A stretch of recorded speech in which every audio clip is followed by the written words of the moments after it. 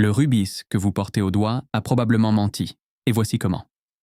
Sur les quelques 99% des rubis commerciaux qui ont subi un traitement avant d'atteindre votre écrin, la grande majorité passe par un four à haute température, entre 1600 et 1900 degrés Celsius, dans une atmosphère soigneusement contrôlée, oxydante ou réductrice selon la composition chimique spécifique de la pierre. Ce traitement thermique, hérité des anciennes pratiques birmanes de Mogok mais industrialisé à Bangkok dans les années 1970, dissout les aiguilles de rutile, ce que les gémologues appellent la soie. Ces minuscules inclusions de dioxyde de titane TiO2 qui diffusent la lumière et voilent la saturation chromatique, tout en redistribuant les électrons dans la structure cristalline de l'alumine chromifère, Al2O3, Cr3+, ce qui intensifie la vibration électronique responsable du rouge pigeon blood, cette couleur légendaire évaluée à plus de 75 000 $ le carat pour un Mogok non traité certifié GIA en 2024. Soit un premium de rareté absolue car les rubis naturels sans aucune indication de chauffage représentent moins de 1% de l'offre mondiale. Mais là où le simple chauffage reste largement accepté par le marché, le véritable scandale gémologique commence avec le flux healing. Cette technique née dans les années 1990 lors de la découverte des gisements de Mongsu en Birmanie,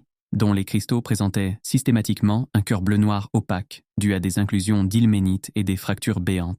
Les lapidaires thaïlandais ont alors développé une méthode consistant à enfermer les pierres dans un creuset avec du borax, de l'alumine fondu et des fondants à base de fluorure de calcium, qui, chauffés aux températures de traitement, se liquéfient en un verre visqueux capable de s'infiltrer par capillarité dans les fractures internes, de les combler, de les cicatriser en épousant la structure cristallographique du corindon, laissant toutefois des résidus vitreux identifiables au microscope gémologique entre 10x et 60 Kirs, reconnaissables à leur reflet nacré sous lumière oblique, appelé flash effect, ainsi qu'à des bulles sphériques piégées dans le verre solidifié, des feathers partiellement remplis aux contours irréguliers, et des fingerprints fantômes là où la fracture n'a été que partiellement guérie. Et si cela ne suffisait pas, la diffusion au beryllium, la manipulation la plus controversée du marché, pousse le traitement encore plus loin. Des rubis à la couleur terne ou à dominante bleue sont placés dans un four à 1800 degrés en présence de beryllium métallique ou de composés berylliers, un élément de numéro atomique 4 dont le rayon ionique exceptionnellement petit,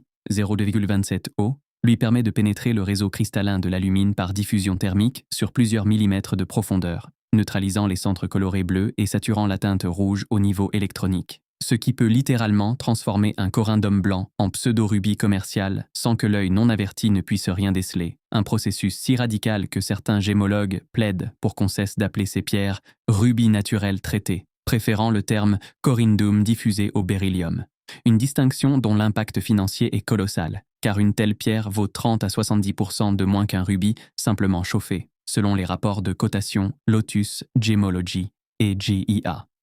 La détection de l'ensemble de ces traitements mobilise aujourd'hui un arsenal analytique d'une sophistication redoutable. La spectroscopie infrarouge à transformer de Fourier FTIR révèle les perturbations des bandes d'absorption OH caractéristiques. La spectroscopie UV Visnière enregistre les modifications des transitions électroniques du chrome Cr3+, et des paires Cr3+, à 693 nanomètres. L'analyse chimique par LA-ICP-MS, ablation laser couplée à la spectrométrie de masse à plasma inductif, détecte la signature isotopique du beryllium à des concentrations de l'ordre du ppb, tandis que les laboratoires comme le GIA, Gublin ou SSCF croisent ces données spectrales avec l'étude des inclusions résiduelles au microscope confocal Raman pour livrer leur verdict définitif sur la mention la plus précieuse du monde de la joaillerie, No Indications of Heating. Chain Initiative créée par James D. Exception,